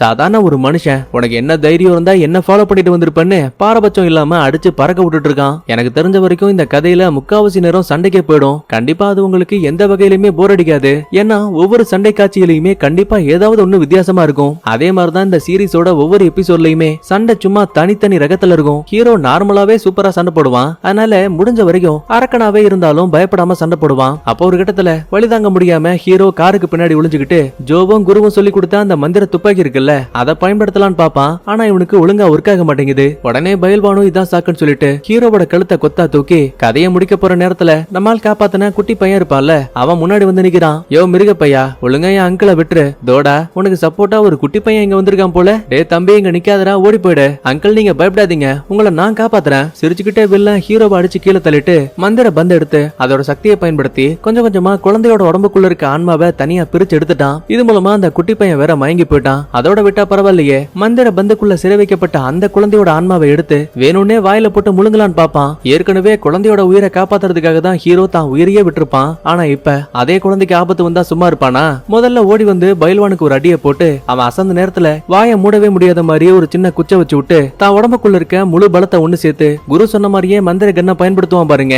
இந்த முறை கரெக்டா ஒர்க் ஆகி வாயிலேயே ஒரு ஷாட்டு. அவ்வளவுதான், பைல்வான் சம்பவ இடத்திலேயே மட்டையாயிட்டான். இவன் இறந்து போன அடுத்த நிமிஷமே மந்திர பந்துக்குள்ள சிறை வைக்கப்பட்ட குழந்தையோட ஆன்மாக்கள் இருக்கும்ல, அது எல்லாமே திரும்ப அவங்க உடம்புக்கே போயிடுச்சு. இங்கதான் ஹீரோ ஒரு விஷயத்த கவனிக்கிறான். அந்த வெஜிட்டா இருக்கான்ல, அவனும் நடந்த எல்லாத்தையுமே காருக்கு மேல நின்னு வேடிக்கை பார்த்துட்டு இருந்திருக்கான். ஆனா ஏதோ ஒரு காரணத்தால ஹீரோ கூட சண்டை போடாம அமைதியா அந்த இடத்தை விட்டு கிளம்பிட்டான். கட் பண்ண இதே டைம்ல வில்ல மாதிரியே பணக்காரனா இருக்கக்கூடிய மீசக்காரனை காட்டுறாங்க. ஒரு பொண்ணை கூண்டுக்குள்ள அடைச்சு வச்சு, என்னம்மா அழமாட்டியா, நான் சித்திரவதை பண்ணாதான் அழுவியான்னு குடிச்சுக்கிட்டு இருந்த சிகரெட்டை கையில வச்சு அந்த புள்ளைய டார்ச்சர் பண்ண அவளும் ஓன அழ ஆரம்பிக்கிறா. அப்ப ஒரு துளி கண்ணீர் தரையில படும்போது அது ஒரு பிரகாசமான முத்தா மாறிடுச்சு. மீசக்காரனுக்கு இத பார்த்து அவ்வளவு சந்தோஷம். டே பசங்களா, முதல்ல இந்த முத்த பாதுகாப்பா நம்ம இடத்துக்கு கொண்டு போங்க, இப்படி எல்லாம் சொல்லிட்டு மத்தாளுங்க அந்த இடத்தை விட்டு கிளம்பிட்டாங்க. கடைசியில ஒரே ஒருத்த மட்டும் அந்த பொண்ணுக்கு காவலா இருக்கான். இனிமே இந்த பொண்ணை ஷார்ட்டா நம்ம ஏஞ்சல்னு மைண்ட்ல வச்சுக்கலாம். அதுக்கப்புறமா அங்க இருக்க காவலாளி பக்கத்துல வந்து இவ கையில ஏற்பட்ட காயங்களுக்கு லைட்டா மருந்து போட்டுட்டு இருக்கான். ஆமா, இதுக்காக நீ எனக்கு ஹெல்ப் பண்ற? ஏன்னா ஒன்ன மாதிரியே எனக்கு ஒரு தங்கச்சி இருக்கா, அதனால நீ எதுக்கும் பயப்படாத. சரியான நேரத்துல கண்டிப்பா நான் உன்னை இந்த இடத்தை விட்டு தப்பிக்க வைப்பேன். பரவாயில்லையே, தான் மேல பாசம் வைக்கவாச்சும் ஒருத்தர் இருக்காங்களேன்னு சொல்லி ஓரளவுக்கு ஏஞ்சல் பொண்ணு மன நிம்மதியோட இருக்கா. சொல்ல மறந்துட்டேன், இவளும் மனித உருவத்தில் இருக்கக்கூடிய ஒரு கோக்காய் தான், ஆனா ரொம்ப நல்லவ. கட் பண்ண இன்னொரு பக்கத்துல இந்த பட்டாக்கத்தி மீயான் இருக்கான் பாத்தீங்களா, அவன் மிருகங்கள் கிட்ட இருந்து எடுக்கப்பட்ட இருள் கத்தி இருக்கு பாத்தீங்களா, அதை பயன்படுத்தி வேணும்னே தான் நெத்தி பகுதியில ஒரு சின்ன காயத்தை ஏற்படுத்திப்பான். ஏன்னா இந்த கத்தியால ஒருத்தருக்கு என்ன நினைக்கிறாங்களோ அதை கிஃப்டா கொடுக்க முடியுமா. ஆனா அதுல ஒரு கண்டிஷன், இவங்க எதை ஆசைப்பட்டாலும் சரி அது அவங்க உடம்புல இருக்க ஒரு சின்ன பாகமா மட்டும் தான் இருக்கணும். ஒருவேளை அந்த உடல் பாகங்களுக்கு மந்திர சக்தியை கூட கொடுக்க முடியும். கட் பண்ணா இன்னொரு பக்கத்துல நம்ம கேடி பையன் ஜாலியா ரோட்ல நடந்து போயிட்டு இருக்க நேரத்துல வழியில நம்ம ஹீரோவும் ஜோவும் பேசிட்டு இருக்க விஷயத்த கவனிக்கிறான். இன்னைக்கு இவங்க யாரு என்னன்னு கண்டுபிடிக்கலாம்னு சொல்லிட்டு கொஞ்சம் கொஞ்சமா பின்னாடியே போயிட்டு இருக்கான். ஆனா இது எதுவுமே தெரியாத ஹீரோ நேத்து தான் அந்த பைல்வான சாகடிச்ச விஷயத்தையும் அதுக்கு பக்கத்துலயே அந்த வெஜிட்டா இருந்த விஷயத்தையும் சொல்லுவான். ஜோவுக்கு இங்கதான் டவுட். இந்த பேரு வெஜிட்டா மனித உருவத்துல இருக்க ஒரு கோக்காய், உன்னை அவன் பார்த்தோம் எதுவுமே பண்ணாம விட்டுட்டான்னா கண்டிப்பா அவன்கிட்ட வேற ஒரு திட்டம் இருக்கணும். அது மட்டும் இல்லாம இப்ப வரைக்கும் அவனோட உண்மையான உருவத்தை யாரும் பார்த்தது கிடையாது.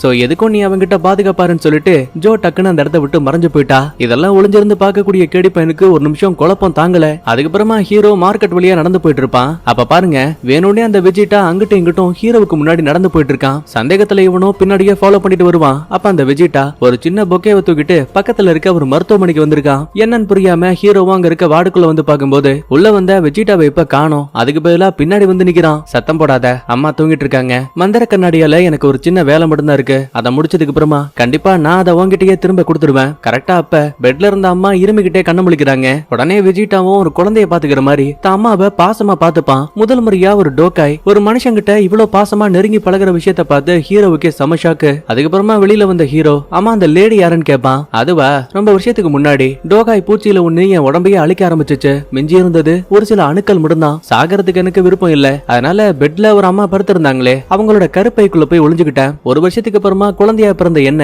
கண்ணுங்கருத்தமா கவனிக்க ஆரம்பிச்சாங்க. என்னதான் டோக்காயா இருந்தாலும் கூட கரு மூலமா நான் இந்த உலகத்துக்கு வந்ததால எனக்குள்ள இருந்த கெட்ட எண்ணங்கள் கொஞ்சம் கொஞ்சமா மறைஞ்சு அம்மாவோட அன்பு பாசம்னா என்னன்னு புரிஞ்சுக்க ஆரம்பிச்சேன். கொஞ்ச நாளைக்கு முன்னாடி அம்மா டக்குனு மயங்கி கீழே விழுந்தாங்க. டாக்டரை கூட்டிட்டு வந்து நானும் என்னன்னு செக் பண்ணேன். அப்பதான் அவங்களுக்கு குணப்படுத்த முடியாத ஏதோ ஒரு நோய் இருக்குன்னு சொன்னாங்க. கிட்டத்தட்ட ஒரு மாசம் வாழ்றதே பெரிய விஷயம். அதனால எனக்கு மாய கண்ணாடியோட உதவி தேவை. முழு நிலவு அன்னைக்கு எனக்கு என்ன வேணுங்கிற ஆசைய மாய கண்ணாடி கிட்ட கேட்டா கண்டிப்பா அது செயல்படுத்தி கொடுக்கும். சோ அப்படின்னா உன்னோட அம்மாவை நீ திரும்ப உயிரோட கொண்டு வர போற அதானே? ஆமா. அதுக்கப்புறம் நானாவே உங்ககிட்ட வந்து அந்த மாய கண்ணாடியை கொடுத்துருவேன். பரவாயில்லையே, கோகாயில நல்லவனும் இருக்கான்னு சொல்லிட்டு நடந்த எல்லாத்தையுமே ஆவி உலகத்துல இருக்க ஜோவும் குருவும் பார்த்து லைட்டா கண்ணீர் விட்டு அழுவாங்க. அப்ப உடனே குரு உள்ள போந்து அவசரப்படாத, இந்த டோகாய் ரொம்ப நல்லவனா இருக்கான். ஒருவேளை இவன் மட்டும் நம்ம டீம்ல இருந்தானா எதிர்காலத்துல வரக்கூடிய எதிரிகளை ஹீரோ கூட ஒண்ணு சேர்ந்து அழிக்க முடியும். அதுக்கு இப்ப என்ன பண்ணணும்னு சொல்ல வர? உனக்கு இன்னும் புரியலையா? மாய கண்ணாடி கிட்ட ஒரு ஆசையை கேட்கும் போது அதை அப்படியே நிறைவேற்றி கொடுக்கும். ஆனா அதுக்கு பதிலா ஆசையை கேட்ட ஆள் இருப்பான்ல அவனோட வாழ்க்கையவே தனக்கு சொந்தமாக்கிக்கும். ஐயோ அப்படின்னா வெஜிட்டா இறந்து போயிருவான். நான் உடனே இந்த விஷயத்த ஹீரோ கிட்ட சொல்றேன்னு இங்க இருந்து நேரா கிளம்பி ஹீரோவை பார்த்து குரு தாங்கிட்ட சொன்ன எல்லாத்தையுமே இவங்கிட்ட சொல்லிட்டா. வானத்தை பாரு, இன்னைக்குதான் முழு நிலவு. மாய கண்ணாடியோட உதவியால தான் அம்மாவோட உயிரை திரும்ப அவன் கொண்டு வந்துட்டானா அடுத்த நிமிஷமே வெஜிட்டாவோட ஆன்மாவும் உடம்பும் அந்த கண்ணாடிக்குள்ளேயே சிறைப்பட்டுரும். உடனே நீ அவனை காப்பாத்தி ஆகணும். ஏன்னா எதிர்காலத்துல நீங்க ரெண்டு பேரும் ஒன்னா இருக்கணும். உடனே அவசர அவசரமா ஹீரோ மருத்துவமனைக்கு ஓடும்போது கரெக்டா முன்னாடி அந்த கேடி பையன் வந்து நிக்கிறான். என்ன சார், வெஜிட்டா சாக போறத தடுக்க போறீங்க போல? ஆமா, அது எப்படி உனக்கு தெரியும்? டேய், வெஜிட்டா மட்டும் கிடையாது, தோ உன் பக்கத்துல ஒட்டிருக்காளே ஒரு பொண்ணு, அவளை கூட என்னால பார்க்க முடியுது. ஜோவுக்கு இதை கேட்டு ஆச்சரியமா இருக்கு. ஆனா ஹீரோ இப்போதைக்கு இதை பேசுற நிலைமையில இல்ல. முதல்ல வெஜிட்டாவை காப்பாத்தணும். அதுக்கப்புறமா உங்ககிட்ட எல்லாத்தையுமே புரிய வைக்கிறேன்னு சொல்லிட்டு ஹீரோ வேக வேகமா மருத்துவமனைக்கு ஓடிட்டு இருக்கான். இதே டைம்ல வெஜிட்டா மாய கண்ணாடிக்குள்ள கைய விட்டு சாக கிடக்கிற என்னோட அம்மா எப்பவுமே நிம்மதியான உடல்நிலையோட வாழணும்னு வேண்டுவான். அடுத்த நிமிஷமே அவனோட உடம்பும் ஆன்மாவும் அந்த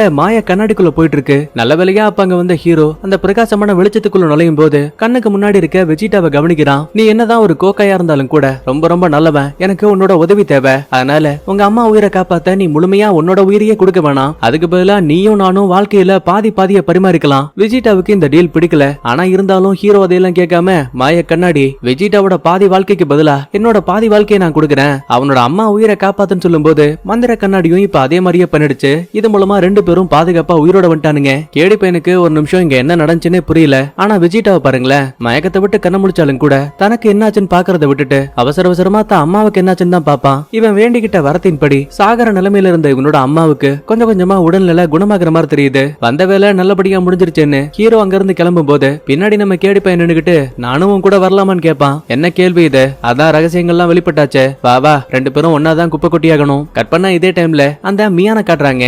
இருள் கத்திய பயன்படுத்தி நெத்தியில ஒரு காயத்தை ஏற்படுத்தி இருப்பால, இப்ப அந்த காயத்தை காட்டுறாங்க.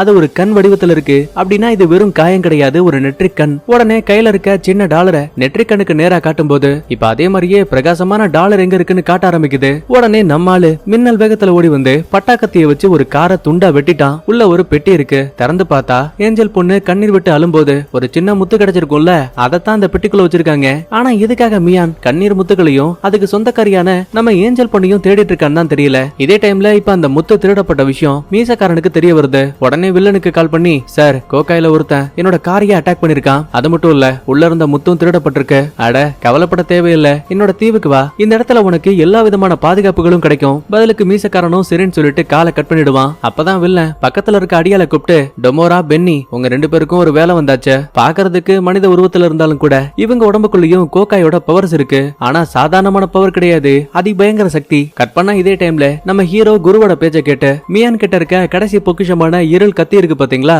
அதை வாங்குறதுக்காக மீசக்காரன் வீட்டுக்கு வந்திருக்கான். ஆனா எதுக்காக இங்க வந்தான்னு உங்களுக்கே டவுட் இருக்கும்ல. அதுக்கான காரணம் ஒன்னே ஒண்ணுதான். நம்ம மியான் இருக்கான்ல, அவன் முத்துக்கள் கொண்டு வந்த கார் இருக்குல்ல, அந்த ஆள்கிட்ட விசாரிக்கும் போது எங்களோட பாஸ் மீசக்காரன் தான், அவர் இங்கதான் இருக்காருன்னு வீட்டு அட்ரஸ் மொத்த கொண்டு கொடுத்துட்டான். அதனாலதான் இங்க வந்திருப்பான். இந்த விஷயத்த குரு தெரிஞ்சுக்கிட்டதால ஹீரோவை மியான் கிட்ட இருக்க இருள் கத்திய வாங்க சொல்லி அனுப்பியிருக்காரு. ஹீரோவை பார்த்ததுக்கு அப்புறம் கூட மியானுக்கு சண்டை போடவே தோணல. இந்த பாரு, நீ ஒரு சாதாரண மனுஷன், அமைதியா அந்த இடத்த விட்டு போயிடு, அதான் உனக்கு நல்லது. தோடா, உன்னை விட்டு வைக்கணுமா வேணாமாங்கிறதையே நான் தான் முடிவு பண்ணணும். அப்படியா, முடிஞ்சா என்ன தொட்டு பாருன்னு சொல்லும் போது ஹீரோ கடுப்பாகி அடிக்கலாமேன்னு வருவான். ஆனா அதுக்குள்ளேயே மியான் மின்னல் வேகத்துல டக்கு டக்குன்னு நகர்ந்துட்டு இருக்கான். ஒரு கட்டத்துல கத்தியோட பின்பக்கத்தை வச்சு வயிற்றுலயே ஓங்கி ஒரு அட்டி. கோவத்துல இவனும் மந்திர துப்பாக்கிய பயன்படுத்தலான்னு பாப்பான். ஆனா அதுக்குள்ளேயே மியான் பின்பக்கத்துல வந்து கழுத்துல கத்திய வைக்கிறான். டே தம்பி, உன்னோட பாச்சா விளையாட்டெல்லாம் என்கிட்ட காட்டாத, இன்னொருக்கு என் வழியில வந்த இந்த மாதிரி பேசிட்டு இருக்க மாட்டேன்னு சொல்லிட்டு ஹீரோவை அசிங்கப்படுத்திட்டு மீசக்காரன் வீட்டுல இல்லங்கிற விஷயம் தெரிஞ்சு கோவத்தோட மியான் அங்க இருந்து கிளம்பிட்டான். இதே டைம்ல மீசக்காரன் ஏஞ்சல் பொண்ண ஒரு கூண்டுக்குள்ள போட்டு அடைச்சிட்டு நேரா இப்ப வில்ல பையனோட தீவுக்கு வந்துட்டான். அட என்னையா, தீவுக்குள்ள ஏதோ மல்யுத்த போட்டி நடக்கிற மாதிரி இவ்வளவு பெரிய கூடாரத்தை கட்டியிருக்க?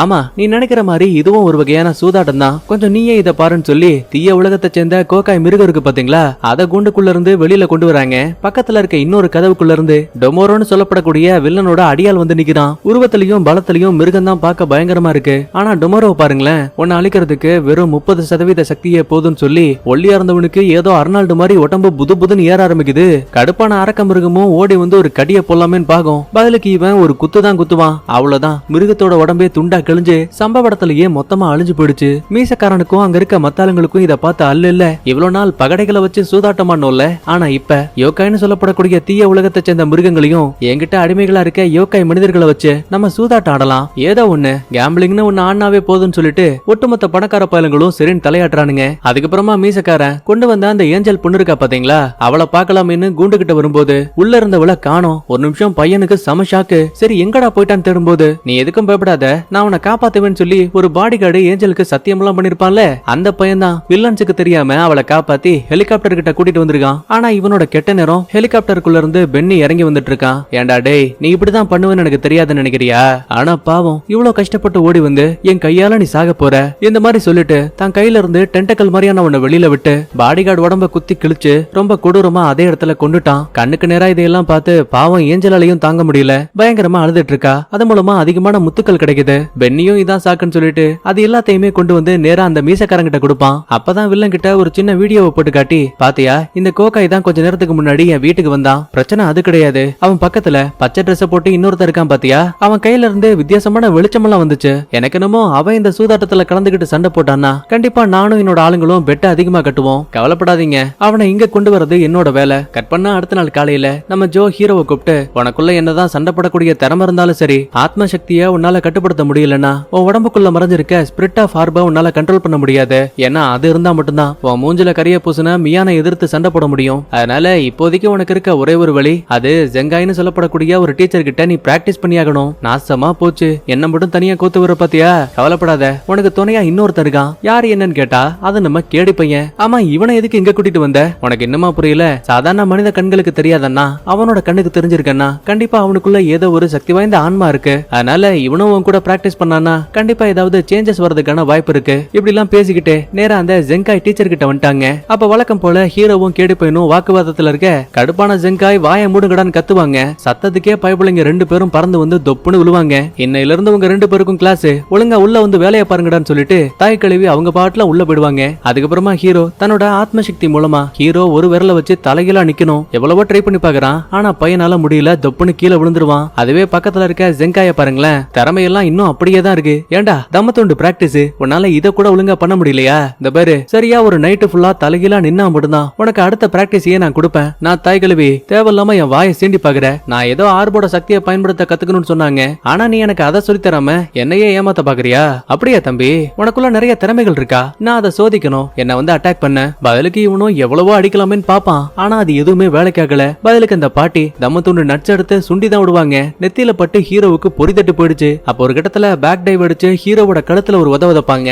இது மூலமா ஹீரோ கீழே விழுந்துருவான். ஆனா இப்ப அதே ஜம்ப் அடிச்சு ஹீரோ பாட்டிய உதப்பான். அட பாவி, உன்னால ஒருத்தரோட ஷாட்டை கூட காப்பி பண்ண முடியுதா? ரொம்ப நல்ல விஷயம் தான், ஆனா என்ன உன்னால தோக்கடிக்க முடியாது. இல்ல என்னால முடியும்னு சொல்லிட்டு ஹீரோ மறுபடியும் ஓடி வருவான். தாய் கழுவி சிம்பிளா கையில இருந்த நட்ஸை உருட்டி விட பையன் தெரியாதனமா அதுல காலை வச்சு தொப்புன்னு விழுந்துருவான். எனக்கு என்னமோ குருவும் ஜோவும் ஒரு தப்பான பையனை செலக்ட் பண்ணிட்டாங்களோன்னு தோணுது. ஜெங்காய் இதை சொல்லிட்டு அங்க இருந்து போனதுமே ஹீரோ சோகத்தோட வெளியில வந்து பாக்கும்போது அங்க நம்ம கேடி பையன் கையில ஒரு மர வாழை வச்சுக்கிட்டு பக்கத்துல இருக்க பாறைய தனியால வெட்டிக்கிட்டே இருக்கான். ஆனா கடைசி வரைக்கும் குச்சி தான் உடையதே தவிர பெருசா அந்த பாறைக்கு எந்த ஒரு பாதிப்பும் ஏற்பட்ட மாதிரியே தெரியல. அவன் என்ன பண்ணிட்டு இருக்கான்? அவன் ஜெங்காய் அவங்கிட்ட மர வாழை கொடுத்து பாறைகளை ரெண்டா வெட்ட சொல்லி உத்தரவு கொடுத்திருக்காங்க. பாத்தியா, அந்த அம்மாவுக்கு பைத்தியம் தான் பிடிச்சிருக்குன்னு நினைக்கிறேன். மர வாழை வச்சு எப்படி பாறையை வெட்ட முடியும்? இதெல்லாம் சுத்த முட்டாள்தனம். தம்பி, பேசின வரைக்கும் பேசிட்டீங்களா? வாங்க, ரெஸ்டிங் டைம் முடிஞ்சு போச்சு. கட் பண்ணா இன்னொரு பக்கத்துல நம்ம வெஜிடா மியான பார்த்து, உன் கையில இருக்க இருள் கத்தி எனக்கு வேணும். ஏன், எதுக்காக? ஆவி உலகத்தை சேர்ந்தவங்க என் அம்மா உயிரை காப்பாத்த ஹெல்ப் பண்ணிருக்காங்க. அதனால உன் வேலை முடிஞ்சதுக்கு அப்புறமா இந்த இருள் கத்திய திரும்ப அவங்க கிட்டயே கொடுக்கறது நல்லதுன்னு நினைக்கிறேன். சரி, ஒருவேளை நான் இந்த இருள் கத்தியை கொடுத்தா அதுக்கு பதிலா என்ன கிடைக்கும்? கடத்தப்பட்ட உன்னோட தங்கச்சி இருக்க இடத்த நான் தேடி கண்டுபிடிக்கிறேன். அப்படின்னா அந்த ஏஞ்சல் பொண்ணு தான் மியானோட தங்கச்சி போல. இருந்தாலும் வெஜிடா சொன்ன டீலு மியானுக்கு சுத்தமா பிடிக்கல. நானே என் தங்கச்சியை கண்டுபிடிச்சுக்கிறேன்னு சொல்லிட்டு பையன் கோவத்தோட அங்க இருந்து கிளம்பிட்டான். அடுத்து இதே டைம்ல மிகப்பெரிய அந்த ஆழ்துளை குழிய காட்டுறாங்க. அதுக்கு அடியில வெளி உலக மக்களுக்கு தெரியாம வில்லன் தீய உலகத்தோட கதவை திறக்கிறதுக்காக ஒரு மிஷினை உருவாக்கி இருக்கான். என்னையா வேலையெல்லாம் எப்படி போயிட்டு இருக்கு? சார், கிட்டத்தட்ட எல்லாம் முடிஞ்சிருச்சு. சரி சரி, ஃபுல்லா கம்ப்ளீட் ஆனதுக்கு அப்புறமா என்கிட்ட சொல்ல. கட் பண்ணா இன்னொரு பக்கத்துல நம்ம ஹீரோ எவ்வளவுதான் ட்ரை பண்ணாலுமே இவனால ஒரு விரல வச்சு 1 மணி நேரத்துக்கு கூட தலைகீழா நிக்க முடியல. இங்க இருக்க ஜெங்காய் தன்னை வேணும்னே டார்ச்சர் பண்ணிட்டு இருக்காங்க போலன்னு கோவத்துல பையன் அங்க இருந்து வெளியில வந்துட்டான். அப்ப சடனா குச்சி உடைற மாதிரி சவுண்ட் கேக்குது. பக்கத்துல வந்து எட்டி பார்க்கும்போது நம்ம கேடி பையன் இருக்கான்ல, அவன் அந்த மர வாழை வச்சு காலையில இருந்து நைட்டு வரைக்கும் துளி கூட ஓய்வு எடுக்காம பாறையை வெட்டிட்டு இருந்திருக்கான். ஆக்சுவலா கேடி பையன் இப்படி பண்றதால முட்டாள்லாம் கிடையாது. அவனுக்குள்ள இருக்க ஒரே ஒரு மன வருத்தம் என்ன தெரியுமா? கதையோட ஆரம்பத்துல பார்த்தா அந்த அப்பாவே தான் ஃப்ரெண்ட்ஸை தாக்கும் போது இவன் பக்கத்துல இருந்தும் கூட தான் ஃப்ரெண்ட்ஸை நல்லபடியா பாதுகாக்க முடியல. அந்த ஒரு குற்ற உணர்ச்சி தான் எப்படியாச்சும் தன் நண்பர்களை காப்பாத்தணும், ஹீரோ மாதிரியே தானும் ஒரு திறமையான ஃபைட்டரா மாறணும்னு ஜெங்காயோட பேச்ச தெய்வ வாக்கா கேட்டுக்கிட்டு கொஞ்சம் கொஞ்சமா அங்க இருக்க பாறைய மரக்கட்டையால வெட்டிட்டு இருப்பான். கையை ஃபுல்லா ரத்தமா இருக்குது. கடைசியா இருக்கக்கூடியது ஒரே ஒரு வாள் மட்டும்தான். என்ன சுத்தி இருக்கவங்களை காப்பாத்த இந்த ஒரு நாள் மட்டும் இல்ல, வருஷம் ஃபுல்லாவே இதை செய்யறதுக்கு நான் தயாரா இருக்கேன்னு சொல்லிட்டு வாளை ஓங்கி ஒரு வெட்டுவான் பாருங்க. வழக்கம் போல மரக்கட்டை என்னமோ உடஞ்சு போயிடுச்சு. ஆனா அவன் கையில இருந்து ஒரு பிரகாசமான வெளிச்சம் பாறையில படுது. அடுத்த நிமிஷமே அந்த கல் பாறைய துண்டாகி தொப்புன்னு கீழே விழும். என்னன்னு புரியாம கைய கவனிக்கும் போது இவனுக்குள்ள இருந்த ஆத்ம சக்தியாலேயே கையில ஒரு மந்திர கத்தியே வந்துருச்சு. நான் ஜெயிச்சிட்டேன்னு பையன் சந்தோஷத்துல துள்ளி குதிக்கிறான். இங்கதான் ஹீரோவுக்கு தான் ஜெங்காய எவ்வளவு கஷ்டப்படுத்திருக்கோம், அவங்க ஒரு முட்டாள்னு தப்பு கணக்கு போட்டுட்டோன்னு எல்லாமே புரிய வருது. உடனே தனக்குள்ள முழு நம்பிக்கையோட மறுபடியும் ரூமுக்குள்ள வரான். ஆள் நடமாட்டமே இல்லாத நேரத்துல கூட ஹீரோ வழக்கம் போல பிராக்டிஸ் பண்ண ஆரம்பிக்கிறான். காலையில விடிஞ்சதுமே ஜெங்காய் ரூமோட கதவை திறந்து பார்க்கும்போது ஹீரோ ஒரே ஒரு விரல்ல நைட்டு ஃபுல்லா தலைகீழா நின்னுட்டு இருக்காங்கிற விஷயத்த ஜோ மூலமா தெரிஞ்சுப்பாங்க. பரவாயில்ல, ஒரே நாள்ல உங்ககிட்ட இருந்து நான் இவ்வளவு பெரிய மாற்றத்தை எதிர்பார்க்கல. சரிவா, உனக்குள்ள என்னதான் ஆத்ம சக்தி இருந்தாலும் கூட அதை எந்த அளவுக்கு பயன்படுத்தணும்னு உனக்கு ஒரு லிமிட் இருக்கு.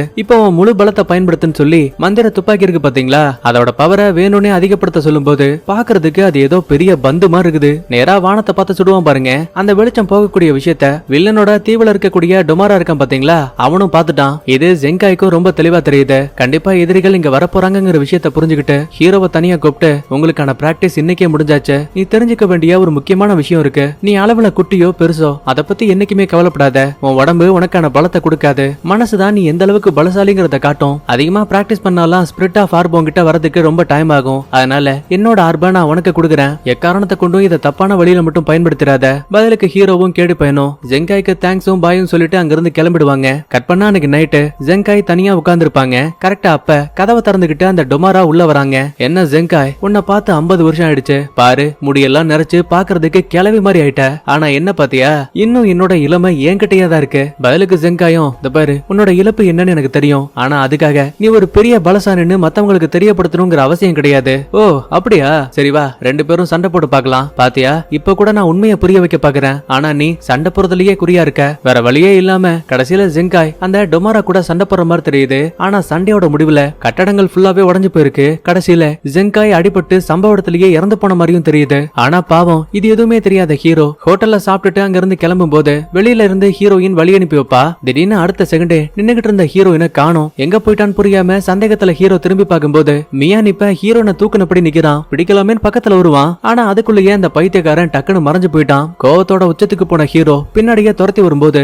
ஒரு பாலடைஞ்ச பில்டிங் குள்ள மியான் உட்கார்ந்துட்டு இருக்கான். டே பட்டாக்கத்தி, எங்கடா என்னோட கேர்ள் ஃப்ரெண்டு? நீ எதை பத்தி பேசுறன்னு எனக்கு புரியல. ஓ அப்படியா, சண்டை போட்டா அவனுக்கு புரியும் சொல்லிட்டு என்ன ஏதுன்னு கூட விசாரிக்காம மியான் கூடயே சண்டை போட ஆரம்பிப்பான். ஆனா இந்த முறை ஜெங்காய் கிட்ட இருந்து நிறைய பிராக்டிஸ் எல்லாம் கத்துக்கிட்டு வந்ததால மியான் எவ்வளவு பெருசா தாக்க வந்தாலும் கூட ஹீரோ ரொம்ப அசால்ட்டாவே தடுக்கிறான். அது மட்டும் இல்லாம இப்ப இவன் உடம்புக்குள்ள ஸ்பிரிட் ஆஃப் ஆர்ப் இருக்கு. அதோட சக்தி எல்லை இல்லாதது. சோ நினைக்கிறத விட மேஜிக்கல் பஞ்சோட பவர் கூட அதிகமாயிடுச்சு. ஒரு நிமிஷம் மியானே இத பார்த்து மிரண்டு போயிடுவான். லாஸ்டா ஹீரோ ஜம்ப் அடிச்சு மந்திர துப்பாக்கியை பயன்படுத்தி ஒரு போடு போடலாம்னு பாக்கும்போது ஜஸ்ட் மிஸ்ல மியான் நகர்ந்துட்டான். இது மூலமா அங்க இருக்க கதவெல்லாம் சுக்குநூறா உடையுது. டே வேணா, தேவையில்லாம சண்டை போட்டுட்டு இருக்க. உன் கேர்ள் ஃபிரெண்ட பத்தி எனக்கு எதுவும் தெரியாது. நீ கடத்திட்டு போன விஷயத்த நானே பார்த்தேன். மறுபடியும் என்கிட்ட போய் சொல்றியா? இன்னைக்கு உன்னை சும்மா விட மாட்டேன்னு சண்டைக்கு வரும்போது கரெக்டா ஒரு சாட்ட கயிறு பறந்து வந்து நம்ம ஆளுங்க 2 பேரோட சண்டையுமே தடுக்குது. யாரு என்னன்னு திரும்பி பாக்குறப்ப அது நம்மளோட வெஜிடா. டே ஹீரோ, உன் கேர்ள் ஃபிரெண்ட தூக்கிட்டு போனது இவன் கிடையாது, அது அந்த பென்னி. அவனால உருவத்தை மாத்த முடியும். பாத்தியா, நான் தான் உங்ககிட்ட அப்பவே சொன்னல, உன் கேர்ள் ஃபிரெண்ட நான் கடத்தல, அவசரப்படாத.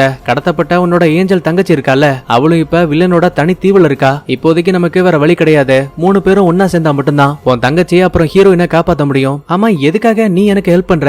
என் அம்மா உயிரை காப்பாத்த நீ ஹெல்ப் பண்ணிருக்க. சோ உனக்கு நான் நன்றி கடன் பட்டிருக்கேன். இப்ப இவங்க பேசிட்டு இருக்க இதே டைம்ல நம்ம ஹீரோயினை கடத்திட்டு போன பென்னி இருக்கான் பாத்தீங்களா, அவன் மியான் உருவத்துல இருந்து தன்னோட உண்மையான உருவத்துக்கு மாறுவான். ஹீரோயினுக்கு ஒரு நிமிஷம் தான் பாக்குறது கனவா நிஜமானு குழப்பம் வேற. அதுக்கப்புறமா அவளை கொண்டு வந்து நம்ம ஏஞ்சல் பொண்ணுக்கு பக்கத்துல இருக்க கூண்டுக்குள்ளேயே போட்டானுங்க. பாவம் பொண்ணு பயத்துல மயக்கத்துல இருக்கா. இதுக்கடையில ஹீரோ, வெஜிடா, மியான் இந்த 3 பேருமே வில்லனோட கப்பல் கிட்ட போயிட்டு இருப்பாங்க. கரெக்டா அப்ப அங்க வந்த கேடு பையன், எங்க தனியா போக பாக்குறீங்க?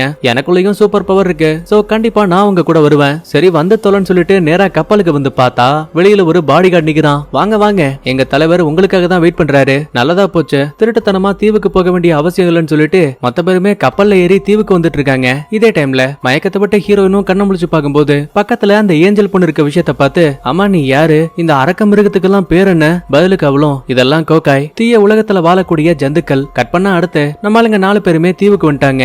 ஆனா உள்ள வந்ததுமே நம்ம மியான் மட்டும் தனியா பிரிஞ்சு என் பாதை வேற, சோ அதனால நான் குறுக்கு வழியில போறேன்னு சொல்லிட்டு காடுகளுக்குள்ள மின்னல் வேகத்துல போயிட்டு இருக்கான். மீதி இருக்க 3 பேரு நேரா அங்க இருக்க என்ட்ரன்ஸ்குள்ள வரும்போது அந்த இடமே ஏதோ பாலடைஞ்ச குப்பை கிடங்கு மாதிரி இருக்கு. சடனா அப்ப வெஜிடாவுக்கு பின்னாடி ஒரு மாஸ்க் மண்டைய வந்து நிப்பான். என்ன ஒரு அழகான தலைமுடி, உன்னை கொன்னு உன் ஆன்மாவை நான் எடுத்துக்கிட்டதுக்கு அப்புறமா இந்த தலைமுடியை கூட கட் பண்ணி நானே வச்சுப்பேன். சரியான கூந்தலுக்கு பிறந்தவனா இருப்பானோ. உடனே வெஜிடாவும், நான் இவனை தனியாவே சமாளிச்சுப்பேன், நீங்க அடுத்தடுத்து போயிட்டே இருங்க. சரின்னு நம்மளுங்க அந்த இடத்த விட்டு நகர்ந்ததுமே வெஜிடாவுக்கும் மாஸ்க் மண்டையனுக்கும் செமையா சண்டை போகுது. சரி இங்கதான் பஞ்சாயத்துன்னு பார்த்தா இன்னொரு பக்கத்துல நம்ம மியான் ஒரு வித்தியாசமான சுரங்க பாதையை கவனிக்கிறான். அங்க ஒரு சின்ன லிப்டும் இருக்கு. நேரா அது வழியா கீழே இறங்கி வரும்போது கவச மனுஷன் ஒருத்தன் கையில ஒரு மிகப்பெரிய வெப்பனோட நிக்கிறான். பேச்சுவார்த்தைக்கே இடம் இல்ல, 2 பேரும் பயங்கரமா சண்டை போடுவாங்க. மியானாலேயே இவனோட தாக்குதல சமாளிக்க முடியல. இதே மாதிரிதான் மாஸ்க் மண்டையன் தான் உடம்புக்குள்ள இருந்து ஒரு வித்தியாசமான கேஸ தூக்கி போடும்போது அது ஒரு சின்ன பாம் மாதிரி வெடிக்க ஆரம்பிக்குது. வெஜிடாவுக்கும் பயங்கரமான காயம் ஏற்படுது. இது எதுவுமே தெரியாத ஏஞ்சல் பொண்ணு ஹீரோயின் கையில இருக்க காயத்தை பார்த்துட்டு தான் சக்தியை பயன்படுத்தி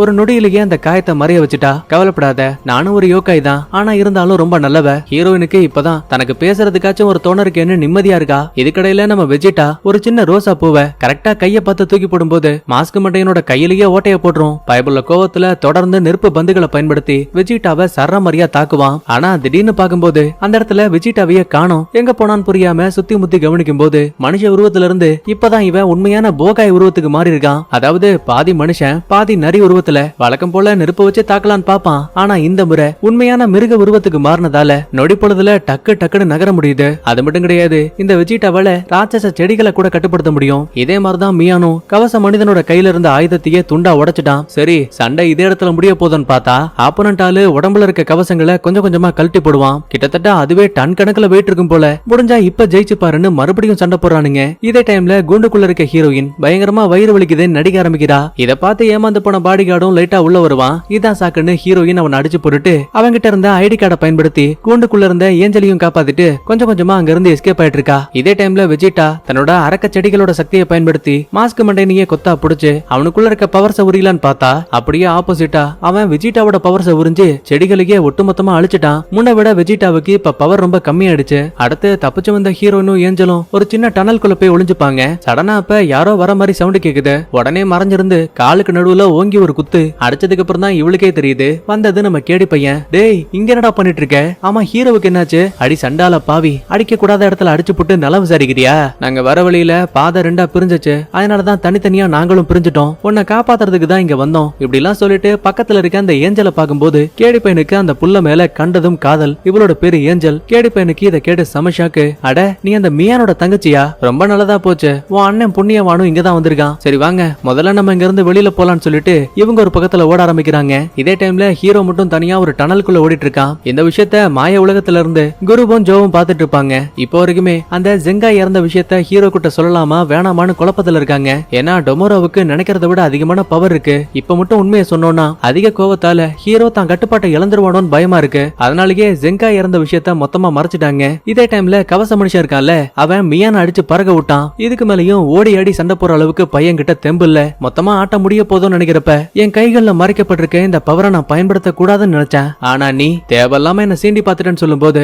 கைக்குள்ள இருந்து ஒரு மேஜிக்கல் பவர் வெளியில வருது. கூடவே அது பாக்குறதுக்கு டிராகன் வடிவத்துல இருக்கு. அதுக்கப்புறம் என்ன, கவச மனுஷனுக்கு டிராகனை வச்சு ஓங்கி ஒரு அடி அடிக்க பையனோட கதை சம்பவத்திலேயே கோவிந்தா. சரி, இங்கதான் இப்படி அந்த வெஜிடாவுக்கு என்னாச்சுன்னு பாக்கும்போது பாவம் இப்ப அவனாலையுமே மாஸ்க் மண்டையனை சமாளிக்கவே முடியல. கடைசியில சாகர நிலைமையில தொப்புன்னு கீழே விழுவான். ஆனா இருந்தாலும் கூட கெக்க பக்கம் சிரிக்கிறான். என்னடா ஆச்சு, அடி வாங்குறதுல லூஸ் ஆயிட்டியா?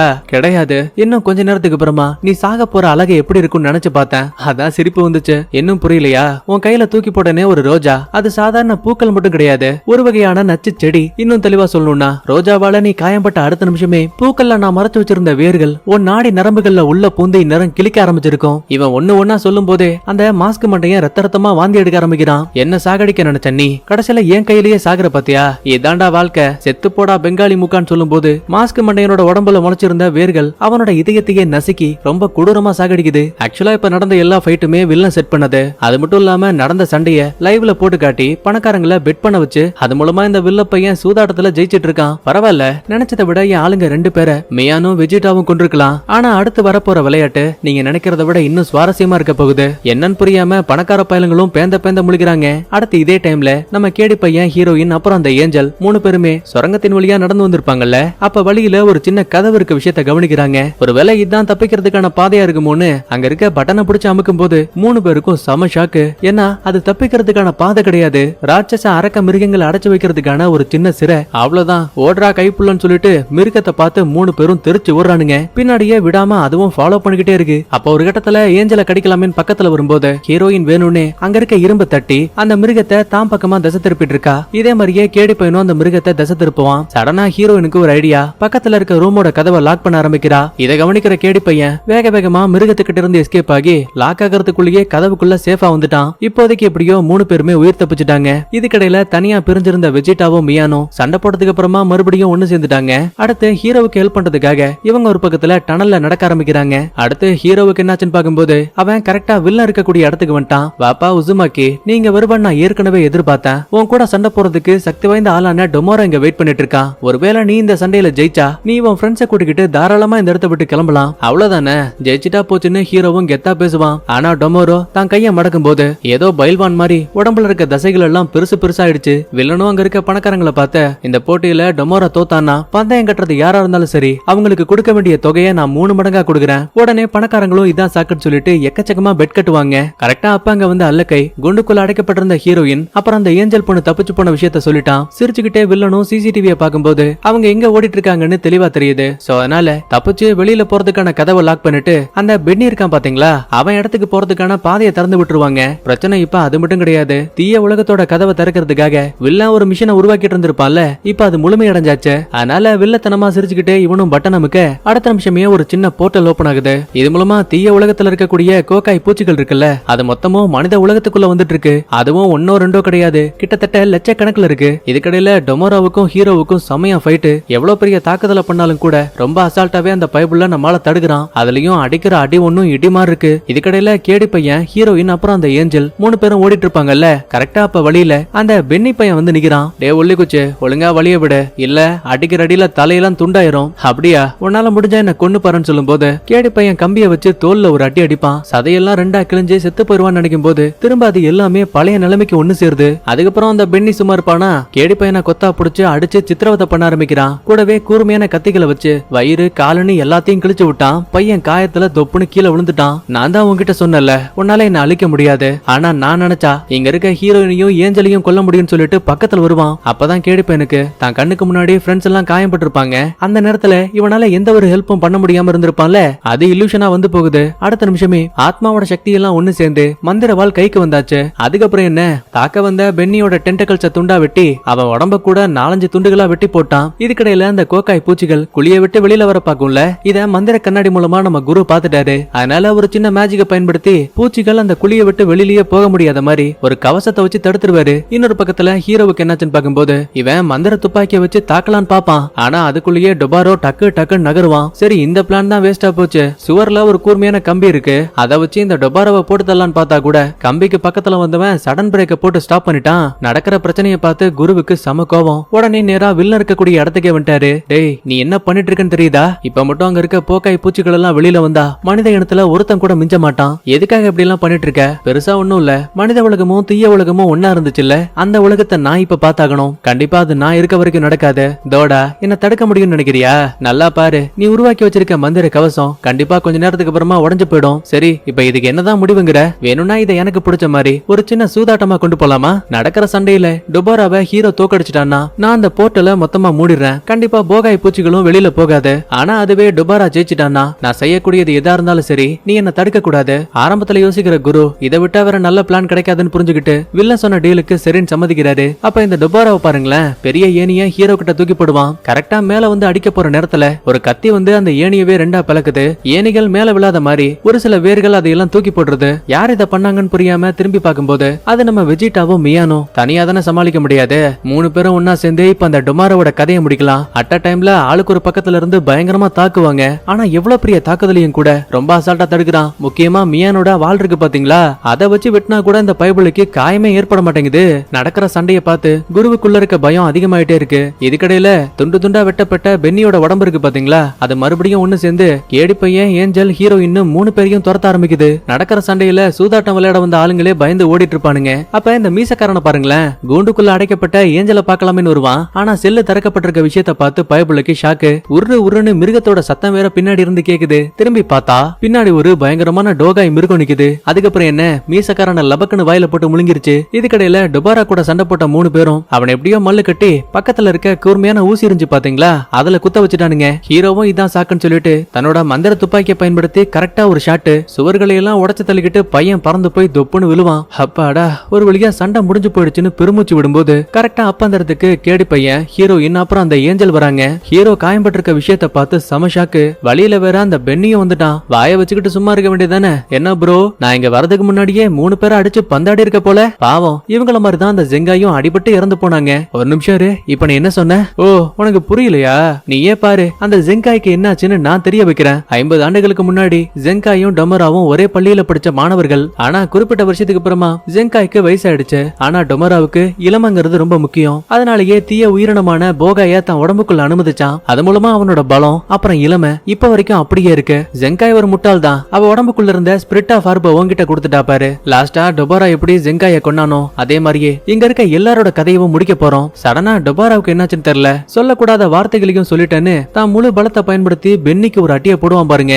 உடம்பே துண்டு துண்டா கிழிஞ்சு பாதி உடம்பு இங்கேயும் பாதி உடம்பு கடற்கரை பக்கத்துலயும் போய் விழுந்துரும். இப்ப தனக்கு கலைகளை சொல்லி கொடுத்த ஜெங்கா இறந்து போன விஷயம் தெரிஞ்சு கேடு பையனுக்கு சம கோவம். உடனே மந்திர கத்தியை தூக்கிட்டு டொமராவை அழிக்கலாமேன்னு பக்கத்துல வருவான். பதிலுக்கு இவன் சும்மா இருப்பானா, ஓங்கி ஒரு அடி அடிக்க கேடி பையன் சுருண்டு தொப்புன்னு கீழே விழுந்துருவான். நடக்கிற விஷயங்களை பார்த்து ஹீரோக்குள்ள இருக்க கோவமும் அவனுக்குள்ள இருக்க ஆத்ம சக்தியும் இன்னும் அதிகமான பலத்தை கொடுக்குது. இது மூலமா மேஜிக் பஞ்சோட சக்தியை கைகள்ல மட்டும் இல்ல கால்கள்லயும் இவன் பயன்படுத்த ஆரம்பிக்கிறான். முடிஞ்ச வரைக்கும் டொமராவும் தடுக்கலான்னு பாப்பான். ஆனா இவனால முடியல. லெப்ட் ரைட்னு புரட்டி எடுத்து ஒரு கிட்டத்துல தரையில ஆணி அடிக்கிற மாதிரி டொமராவை மொத்தமா தரைக்குள்ளேயே இறக்கிட்டான். நடந்த சண்டையை பார்த்து மிரண்டு போன குரு, அப்புறம் என்னையா, ஹீரோ தான் டொமராவோட கதையை முடிச்சுட்டானே, நாங்க தான் ஜெயிச்சோம், ஒழுங்கா மிஷின் ஆஃப் பண்ணு. தோடா, அதுக்குள்ளேயே அவசரப்படாத, இன்னும் இந்த சண்டை முடியல. டொமராவோட உண்மையான உருவத்தை நீங்க பார்த்தது இல்லல்ல, இதுக்கப்புறம் நானே நினைச்சாலும் அவனை தடுக்க முடியாது. என்ன ஏதுன்னு புரியாம கீழே எட்டி பார்க்கும்போது அங்க இருக்க இடமே பயங்கரமா அதிர ஆரம்பிக்குது. அது மட்டும் கிடையாது, தரைக்குள்ள போன டொமரா இருக்கான் பாத்தீங்களா, அவன் பாக்குறதுக்கு ஒரு கோக்காயோட உருவத்துக்கு மாறிட்டான். தலை மட்டும் தான் மனுஷ மாதிரி இருக்குது.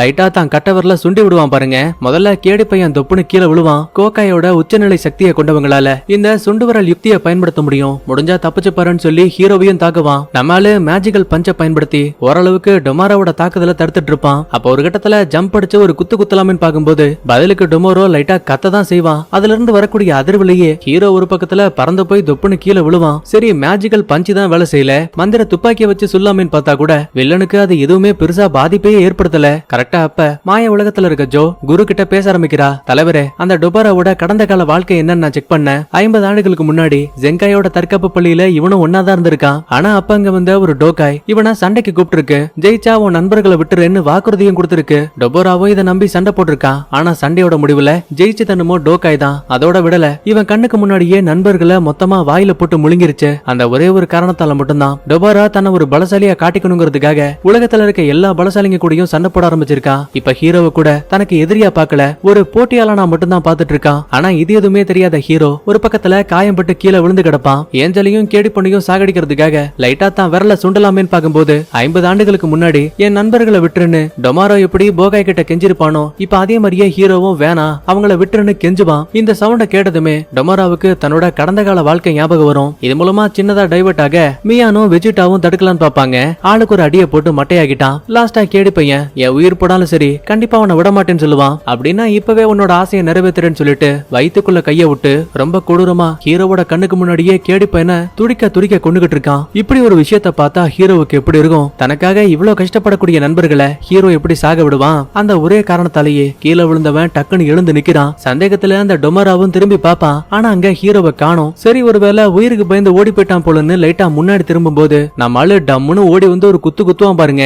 டொமாரா உடம்பே காத்துல பறந்துட்டு இருக்கு. குருவுக்கும் ஜோவுக்கும் அல்ல இல்ல எப்படி ஹீரோக்குள்ள தான் ஆத்ம சக்தியை விட அதிகமான பலம் கிடைச்சிச்சு. அப்பதான் ஹீரோ மனசுக்குள்ளேயே தன்னோட குருவான ஜெங்காய் சொன்ன வார்த்தைகளை நினைச்சு பாக்குறான். ஒரு மனுஷனோட பலம் அவனோட உடம்புல கிடையாது, அவனோட உயரத்துல கிடையாது, ஆனா உள்ளத்துல இருக்கு. அப்படி கணக்கு போட்டு பார்க்கும்போது ஹீரோ தன்னை விட தன் நண்பர்களையும் குடும்பத்தையும் அதிகமா நேசிக்கிறான். அவங்கள காப்பாத்தியே ஆகணுங்கிற ஒரே ஒரு எண்ணத்தாலேயே இவனுக்குள்ள இருக்க மனபலம் அதிகமா இருக்கு. சோ இப்ப அதையே ஜெங்காய் சொன்ன மாதிரி தன்னோட முழு பவரா மாத்திக்கிட்டு மந்திர துப்பாக்கி மூலமா ஒரு முறை ஜெங்காய் சொல்லிருப்பாங்கல்ல, நீ இந்த துப்பாக்கிக்கு எவ்வளவு பவரை கொடுக்க முடியுங்கிற விஷயத்த நீயே தெரிந்திருக்கலான்னு அதை நினைச்சு பார்த்துட்டு தான் உடம்புல இருக்க ஒட்டுமொத்த ஆத்ம சக்தியுமே ஒரே ஷாட்டா அந்த துப்பாக்கிக்கு மாத்துவான். தன்னால முடிஞ்ச வரைக்கும் அந்த பவரை டொபாராவும் தாங்கி பிடிக்கலான்னு பாப்பான். ஆனா அது எதுவுமே வேலைக்கு ஆகல. கொஞ்சம் கொஞ்சமா டொபாரா உடம்பு உடஞ்சுகிட்டு இருக்கு. ஒரு கட்டத்துல சாம்பலாகி நம்ம ஆளுங்க கண்ணுக்கு முன்னாடியே அழிஞ்சு போயிட்டான். குருவும் வில்லனும் போட்ட ஒப்பந்தப்படி இப்ப ஜெயிச்சது என்னமோ ஹீரோ தான். அதனால வில்லன் தீய உலகத்தோட கதவை திறந்திருப்பான்ல, இப்ப அத அவனே மூடிட்டான். அது மட்டும் கிடையாது, எந்த ஒரு சூதாட்டத்திலயுமே தோக்காத வில்லன் இப்ப இந்த போட்டியில தோத்துட்டுமேங்கிற வேதனையால